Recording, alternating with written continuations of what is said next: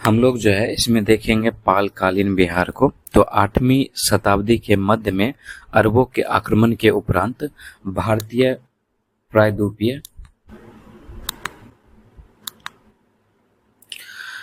के अंतर्गत जो है 3 महत्वपूर्ण शक्ति जो है प्रकाश में आई। तो 8वीं शताब्दी के मध्य में अरबों के आक्रमण के उपरांत भारतीय प्रायद्वीपीय के अंतर्गत 3 महत्वपूर्ण शक्ति प्रकाश में आई, और उसमें एक था गुज्जर व राजपूताना यानी गुजरात व राजपूताना के गुज्जर प्रतिहार, ठीक है। दूसरा दक्कन के राष्ट्रकूट, और तीसरा बंगाल बिहार के पाल शासक था, ठीक है। तो महत्वपूर्ण शक्तियों का उदय हुआ। इसमें जो शामिल है वो है गुजरात एवं राजपूताना के गुज्जर प्रतिहार, गुजरात एवं राजपूताना के गुज्जर प्रतिहार, ठीक है, गुज्जर प्रतिहार।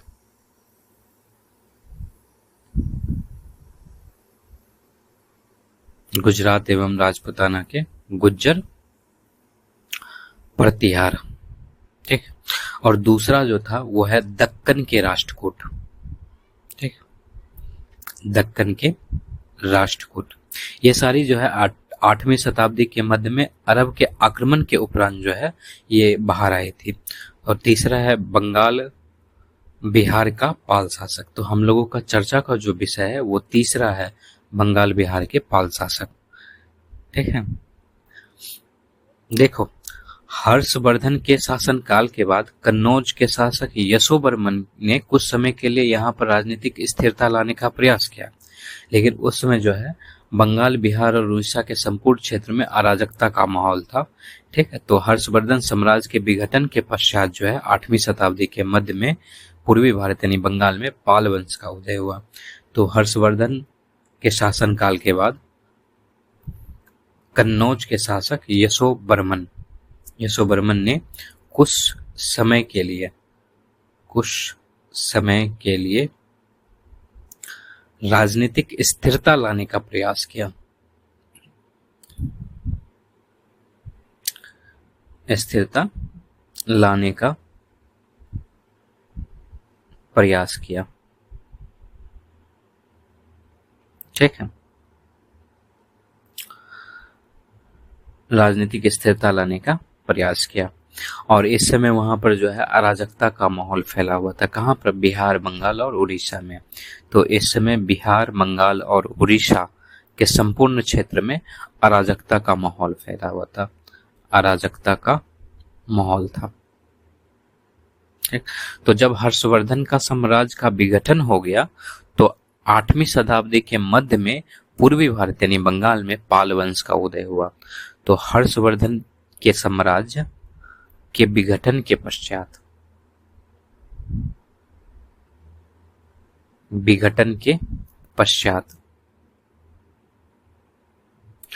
8वीं शताब्दी के मध्य में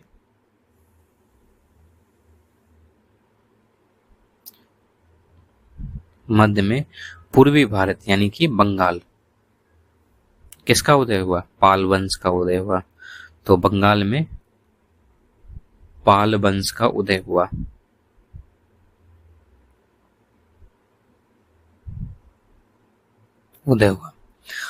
और इसके अंतर्गत हम लोग देखेंगे पहले गोपाल को, ठीक है। पाल वंश के अंतर्गत हम लोग देखेंगे गोपाल को।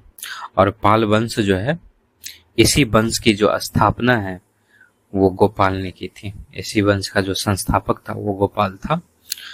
गोपाल जो है वो बौद्ध धर्म का अनुयायी था, ठीक है। तो हम लोग पहले गोपाल पर चर्चा करते हैं। उसका समय 750 ईस्वी से 770 ईस्वी है, ठीक है।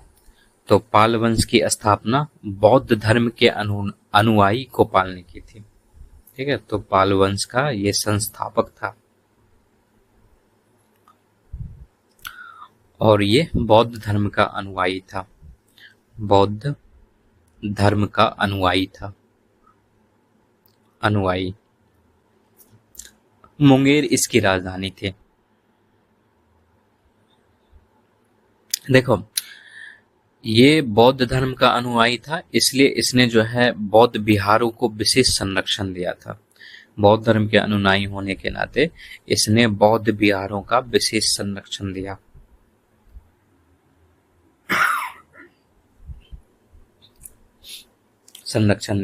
ये अपने 20 वर्षों के शासनकाल के दौरान गोपाल ने ओदंतपुरी यानी बिहार शरीफ में एक मठ और विश्वविद्यालय का निर्माण कराया था। तो 20 वर्षों के शासनकाल के दौरान गोपाल ने ओदंतपुरी, ठीक है, ओदंतपुरी यानी कि बिहार शरीफ में एक मठ और एक विश्वविद्यालय का निर्माण कराया। और ये जो ओदंतपुरी विश्वविद्यालय है, यानी कि जिस विश्वविद्यालय का ये निर्माण कराया है, उसी का सर्व प्रमुख विद्यार्थी जो है वो अतीश दीपंकर श्रीयान था। वो जो विश्वविद्यालय का इन्होंने निर्माण कराया, ठीक है, ओदंतपुरी बिहार शरीफ में जिस विश्वविद्यालय का निर्माण कराया था, ठीक है, उसी का सर्व प्रमुख विद्यार्थी अतीश दीपंकर श्रीयान था। अतीश दीपंकर श्रीयान था। और यही जो है बाद में जाकर विक्रमशिला विश्वविद्यालय का प्रधान आचार्य बना, ठीक है, प्रधान आचार्य बना था। विक्रमशिला विश्वविद्यालय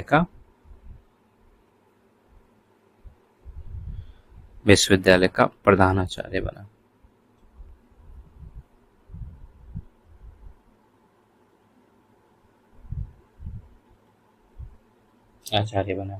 ठीक है, ओदंतपुरी विश्वविद्यालय का, ठीक है, ये ओदंतपुरी विश्वविद्यालय से था और विक्रमशिला विश्वविद्यालय का ये प्रधान आचार्य बना। इसके बाद जो हम लोग धर्मपाल को देखते हैं और इसका समय था 770 ईस्वी से 810 ईस्वी, ठीक है। तो गोपाल का पुत्र धर्मपाल था, ठीक है, और गोपाल के बाद जो है उसका पुत्र धर्मपाल शासक बना। ये गोपाल का पुत्र था और ये लगभग 40 वर्ष तक शासन करता है, 40 वर्ष तक शासन किया। और धर्मपाल जो है पाल वंश का पहला शासक था जिसने कन्नौज में हुई जो त्रिपक्षीय संघर्ष हुआ था, त्रिदलीय संघर्ष, उसमें हिस्सा लिया था। तो ये पाल वंश का पहला शासक था जिसने कन्नौज में हुए त्रिदलीय या त्रिपक्षीय संघर्ष में हिस्सा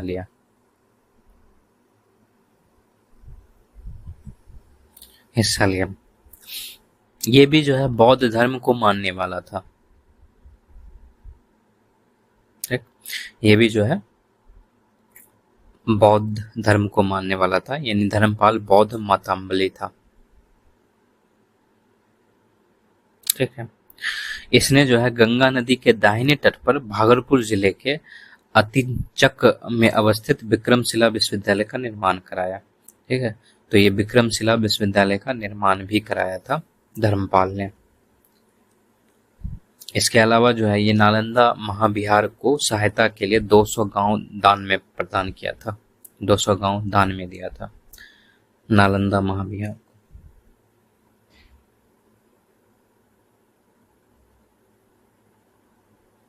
सहायता के लिए, सहायतार्थ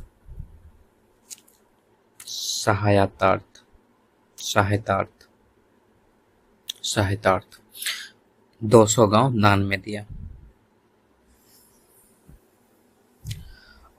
और नालंदा विश्वविद्यालय के बाद ओदंतपुरी दूसरा आवासीय विश्वविद्यालय वाला महाविहार था, ठीक है। देखो, नालंदा विश्वविद्यालय था वहां पे राजकीय प्रभुत्व से वो मुक्त था, जबकि जो विक्रमशिला विश्वविद्यालय था वहां का मुख्य अधिकारी राजा होता था, ठीक है। तो नालंदा विश्वविद्यालय वहां पर किसी भी राजा का प्रभुत्व नहीं चलता था, ठीक है।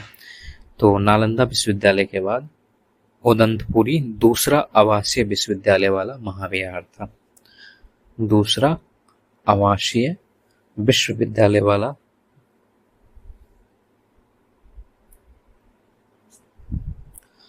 महाविहार था, ठीक है। और नालंदा विश्वविद्यालय जो है वो राजकीय प्रभुत्व से मुक्त था, उस पर किसी भी राजा का प्रभुत्व नहीं था। तो ये जो है राजकीय होगा, राजकीय प्रभुत्व से मुक्त था। ठीक है, जबकि विक्रमशिला विश्वविद्यालय का मुख्य अधिकारी राजा होता था, क्योंकि विक्रमशिला का कार्य जो है वो राजा के आदेश से संचालित होता था, इसलिए विक्रमशिला विश्वविद्यालय को जो है राजकीय विश्वविद्यालय कहा जाता है। ठीक है, इसका जो है मुख्य कार्य, ठीक है, इसका मुख्य अधिकारी राजा होता था विक्रमशिला विश्वविद्यालय का। ठीक है, तो विक्रमशिला विश्वविद्यालय का मुख्य अधिकारी राजा होता था, जिसके कारण विक्रमशिला का कार्य राज्याधीश से संचालित होता था। विक्रमशिला का कार्य राज्याधीश से संचालित होता था। इसलिए विक्रमशिला को जो है राजकीय विश्वविद्यालय भी माना गया है। ठीक है, इसलिए इसको जो है विक्रमशिला को राजकीय विश्वविद्यालय माना गया है। विश्वविद्यालय माना गया है। ठीक है, धर्मपाल को ना परम सौगात भी कहा जाता था। धर्मपाल को परम सौगात, देखो परम सौगात एक और को कहा जाएगा, ठीक है, लेकिन यहाँ पर धर्मपाल को परम सौगात कहा जाता था। ठीक है, देवपाल को भी परम सौगात कहा गया है। ठीक, और इसकी राज्यसभा में प्रसिद्ध बौद्ध लेखक हरिभद्र विराह करते थे। इसकी राज्यसभा में प्रसिद्ध बौद्ध लेखक हरिभद्र था। ठीक है, इसकी राज्यसभा में प्रसिद्ध बौद्ध लेखक। आपने गुजराती कवि शोढल का नाम सुना होगा, उसने धर्मपाल को उत्तरापथ स्वामी की उपाधि दी थी। ठीक, तो गुजराती कवि शोढल ने धर्मपाल को उत्तरापथ स्वामी की उपाधि से संबोधित किया था। उत्तरापथ स्वामी की उपाधि से संबोधित किया है।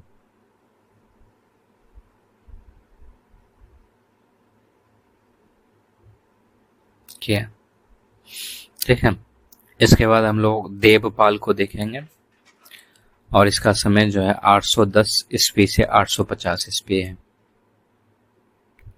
50 ईस्वी। और देवपाल जो है मुंगेर को अपनी राजधानी बनाया था। ठीक है, गोपाल की भी राजधानी मुंगेर थी, तो इसने देवपाल ने जो है मुंगेर को अपनी राजधानी बनाया। ठीक है, और देवपाल ने विस्तार नीति का पालन किया था। ठीक है, विस्तार नीति का पालन करते हुए जो है ये पूर्वोत्तर में प्राग्ञ ज्योतिषपुर, जिसको कामरूप असम कहा जाता है, उत्तर में नेपाल, यानी कि पूर्वोत्तर में जो है प्राग्ञ ज्योतिषपुर, उत्तर में नेपाल, और पूर्वी सागर तट उड़ीसा तक अपनी सत्ता का विस्तार किया था। तो प्राग्ञ ज्योतिषपुर, जिसको कामरूप असम कहा जाता है। ठीक है, इसके अलावा उत्तर में जो है ये नेपाल, ठीक है, और पूर्वी सागर तट यानी उड़ीसा पर, यानी पूर्व में जो है सागर तट उड़ीसा। ठीक है, सागर तट पर उड़ीसा, यहाँ पर जो है इसकी सत्ता का विस्तार था। इसका जो है सत्ता का विस्तार था। ठीक है, और इसके बारे में जानकारी जो है हमें, जो विदेशी यात्री सुलेमान आया था उससे इसके बारे में हमें जानकारी मिलती है। तो इसके बारे में विदेशी यात्री सुलेमान ने महत्वपूर्ण जानकारी दी है। विदेशी यात्री सुलेमान ने महत्वपूर्ण जानकारी दी है। ठीक है, देखो विद्वान के अनुसार कहा जाता है कि देवपाल ने औदंतपुरी यानी बिहार शरीफ के प्रसिद्ध बौद्ध मठ का निर्माण करवाया था। ठीक है, तो देवपाल ने औदंतपुरी के प्रसिद्ध बौद्ध मठ का निर्माण कराया। औदंतपुरी बिहार शरीफ यहाँ पर जो है प्रसिद्ध बौद्ध मठ का निर्माण कराया। प्रसिद्ध बौद्ध मठ का निर्माण कराया। ठीक है, और देवपाल ने जावा के शासक बलपुत्र देव के अनुरोध पर नालंदा में एक बौद्ध विहार की देखरेख के लिए 5 गांव अनुदान में दिए थे।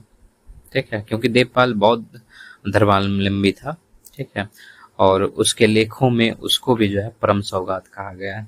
तो इसने जावा के शासक बलपुत्र देव के अनुरोध पर नालंदा में एक बौद्ध विहार नालंदा में एक बौद्ध विहार की देख रेख के लिए 5 गांव अनुदान में दिए थे।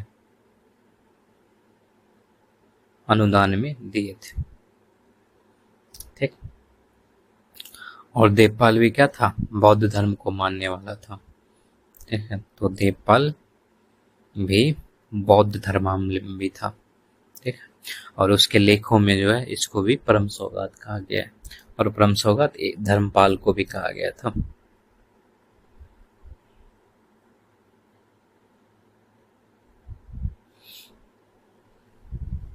देवपाल के लेखों में उसे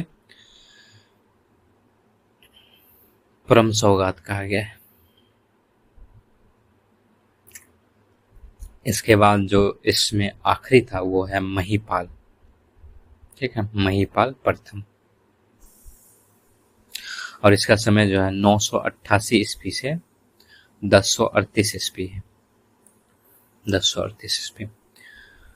देखो, देवपाल के बाद जो है पाल वंश का पतन शुरू हो गया था, और 1988 ईस्वी में महिपाल शासक बना। ठीक है, और इसको जो है पाल वंश का द्वितीय संस्थापक भी कहा जाता है। तो देवपाल के बाद पाल वंश का पतन शुरू हो गया, पतन जो है शुरू हुआ। और इसके पश्चात यानी देवपाल के पश्चात 988 ईस्वी में महिपाल शासक बना।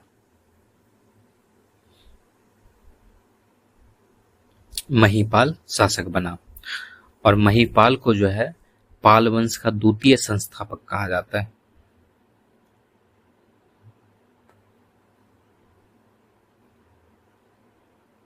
इसे जो है पाल वंश का द्वितीय संस्थापक कहा जाता है। पाल वंश का द्वितीय संस्थापक कहा जाता है। पाल शासकों के समय शांत रक्षित और अतीश दीपंकर नामक बौद्ध विद्वानों ने तिब्बत की यात्रा की थी। ठीक है, और बाद में जाके धर्मस्वामी नामक विद्वान तिब्बत से भारत आया। तो पाल शासकों के समय शांत रक्षित और दीपंकर नामक, ठीक है, अतीश दीपंकर नामक बौद्ध विद्वानों ने, इन दोनों ने जो है तिब्बत की यात्रा की थी। ठीक है, ये बौद्ध विद्वान थे। बौद्ध विद्वानों ने तिब्बत की यात्रा की, और बाद में जाके जो है स्वामिनी नामक विद्वान तिब्बत से भारत आया था। कालांतर में धर्म स्वामिन नामक विद्वान तिब्बत से भारत आया।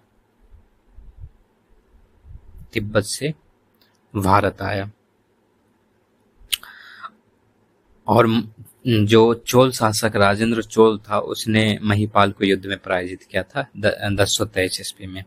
तो 1023 ईस्वी में चोल शासक राजेंद्र चोल ने युद्ध में महिपाल को पराजित किया। ठीक है, और इसके बाद पाल शासक कमजोर हो गया था, और फिर आगे जाके 1038 में जो है महिपाल की मृत्यु भी हो गई थी। ठीक है, तो युद्ध में इसको पराजित किया, और जैसे ही महिपाल की मृत्यु हुई तो इसके साथ ही बिहार में जो है पाल वंश का पतन हो गया। 1038 ईस्वी में महिपाल की मृत्यु हुई थी, और महिपाल की मृत्यु के साथ ही जो है बिहार में पाल वंश का पतन हो गया। बिहार में पाल वंश का पतन हो गया।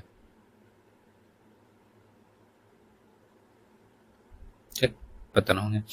जो दायभाग के रचनाकार थे जिमूत वाहन, उसको पाल शासकों ने संरक्षण दिया था। तो दायभाग के रचनाकार जिमूत वाहन थे। ठीक है, जिमूत वाहन, इसको जो है पाल शासक ने संरक्षण दिया था। ठीक है, इसको जो है पाल शासकों का संरक्षण प्राप्त था। ठीक है, आपने तारानाथ का नाम सुना होगा। ठीक है, तो तारानाथ ने संध्याकर नदी द्वारा रचित रामपाल रचित के नायक रामपाल को इस वंश का अंतिम शासक माना है। ठीक है, तो तारानाथ ने संध्याकर नदी द्वारा रचित, नदी संध्याकर नदी द्वारा रचित, रामपाल रचित, ठीक है, रचित, रामपाल रचित। इसके नायक जो है वो रामपाल थे और इसी को जो है इस वंश का अंतिम शासक माना गया है। लेकिन मुख्य रूप से महिपाल की मृत्यु के बाद ही पाल वंश जो है वो पतन हो गया, इसका अंतिम शासक माना गया है।